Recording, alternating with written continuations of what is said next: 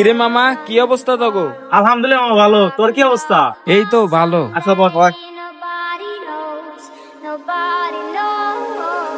বেলা বাজে গেছে 3টে, আমার প্রচুর ক্ষুধা লাগছে। চল কিছু দেখাই আসি গে। আমি তো ভাই খাই আইছি রে। আচ্ছা মামা, তোরা যা, আমি নাই গেলাম। কি কস তুই যাবি না? আজকে তেনে তোর খাওনের কথা, আর তুই যাবি না? এই ফকিনি টকিনি নিয়ে কিসের নিয়ে ঘুরি?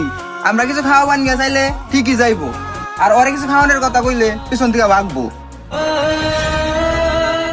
আর এই ফকিনি টকিনি জানি আঙ্গ হাতে না হে।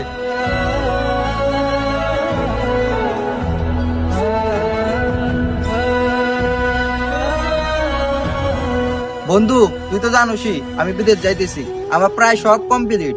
এখন ইমার্জেন্সি 2 লাখ টাকা লাগবো। তুই কি আমার 2 লাখ টাকা দিতে পারবি? আমি বিদেশ যাই তোর 2 লাখ টাকা পরিশোধ করে দিব। তুই তো জানোসই কিছুদিন আগে নতুন বিয়ে করছি, তোর ভাবিরে নিয়ে হানিমুনে যাবো। এখন আমার পক্ষে টাকা দেওয়া সম্ভব না। আচ্ছা ঠিক আছে, থাক তাইলে।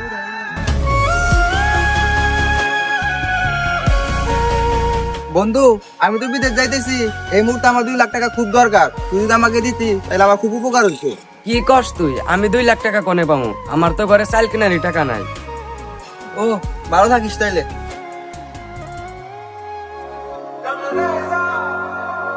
কিরে বন্ধু, তুই এই জায়গায়? তোর না বিদেশ যাওয়ার কথা, তাইলে তোর ফ্লাইট কবে? না রে বন্ধু, আমার মনে হয় আর বিদেশ যাওয়া হইল না। বিদেশ যাওয়া হইব না মানে কি হয়েছে? আমার বিদেশ যাইতে হলে তো ইমার্জেন্সি 2 লাখ টাকা লাগবে। আর সবার কাছে চাইলাম, কেউ তো দিল না। আর হ্যাঁ, তোরে বলা হয়নি কারণ তোর কাছে টাকা নাই দিকে। আরে বন্ধু, একটাবার তো বইলাই দেখতি। তবে এটা ঠিক যে আমার কাছে কোনো টাকা ছিল না। তবে 2 দিন আগে আমার কোয়েলের গরুটা বেচা দিছি। তুই কিন্তু চিন্তা করিস না, তুই আমার বাড়িতে চল, তোর 2 লাখ টাকা দিয়ে দিতাছি। আস।